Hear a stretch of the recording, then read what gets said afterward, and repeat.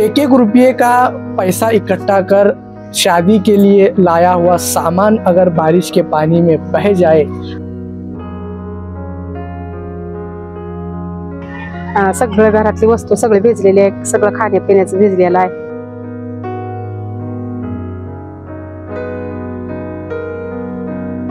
म्हणजे काय काय आणलं होतं लग्नासाठी? कपाट, बेड, बस्ता, कपडे सगळं आणलं, त्याच्यामुळे सगळं पाण्यात भिजलं।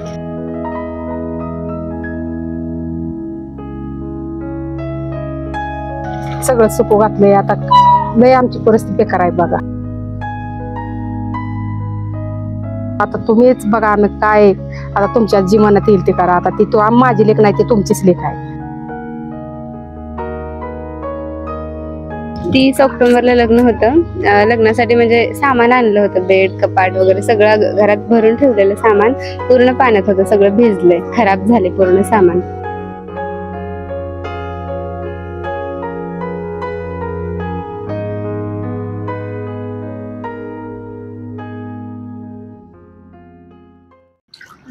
लोक प्रधान न्यूज चैनल में आप सभी का स्वागत है। दर्शकों, माता पिता पर अपनी बच्ची की शादी का बोझ रहता है। माता पिता अपनी मेहनत की कमाई से एक एक रुपया इकट्ठा कर अपनी बच्ची की शादी कब हो जाए, हम उसको कब विदा करें, ये उनकी फिक्र रहती है। लेकिन एक एक रुपये का पैसा इकट्ठा कर शादी के लिए लाया हुआ सामान अगर बारिश के पानी में बह जाए तो उस माता पिता के दुख का अंदाज़ा हम नहीं लगा सकते। जी हाँ दर्शकों, हम पहुँचे हैं शोलापुर के तेहरे गांव में, और यहाँ पर जो सीना नदी ने कल अपना असर दिखा दिया, उसकी वजह से कल की स्थिति ग्राउंड जीरो से लोक प्रधान न्यूज चैनल आपको बता ही रहा था। आज हम पहुँचे हैं तेहरे गांव में, और सीना नदी का पानी यहाँ पर इतना असर डाला कि पूरा गांव डूब गया। कहीं घर में रखा हुआ घरेलू सामान डूब गया। एक परिवार से आज हमारी मुलाकात हुई।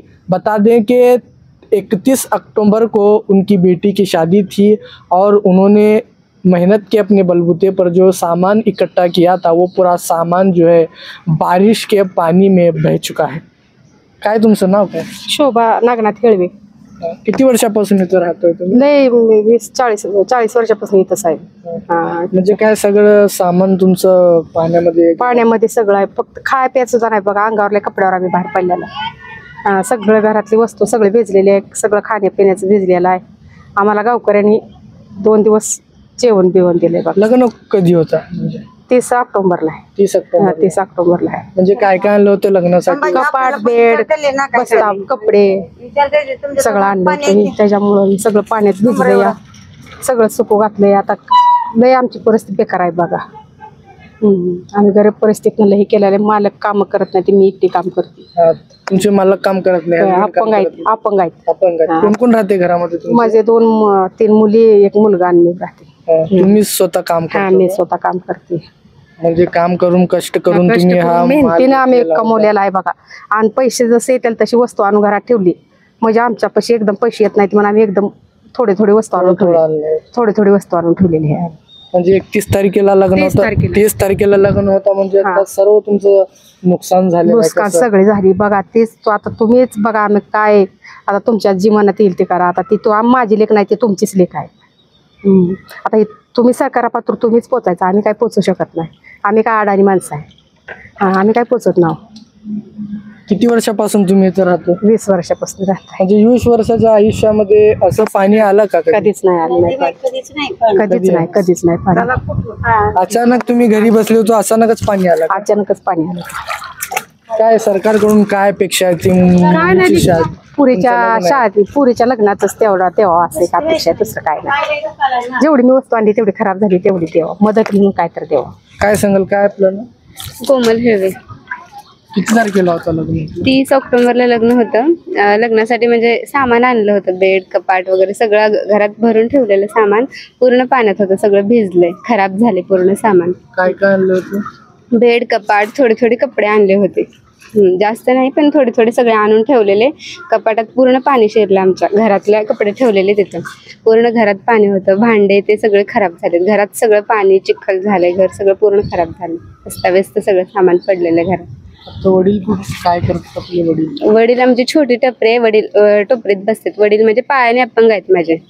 आणि आई काम करते बाहेर, म्हणजे आई सर्व मजुरी. काम मजुरी करून हा, हे सर्व मजुरी सामान वगैरे. आणलेली होती. मजुरी वगैरे करून. म्हणजे भाऊ वगैरे नाही आपल्याला? भाऊ आहे पण छोटा आहे, तो छोटा भाऊ कॉलेजला जातो. कॉलेजला. म्हणजे सगळी म्हणजे कुटुंबाची तुमची जबाबदारी आईवरच होती. आईवरच होती जास्त. हा, म्हणजे शेतात मजुरी करून त्यांनी सर्व सामान आणलेलं. सामान आणलेलं शेतात मजुरी ती करून. किती सामान होतं म्हणजे? एक 40-45 हजाराचं होतं सामान. तेवढं म्हणजे सगळं आता कसं करणार? चालला का नाही? म्हणजे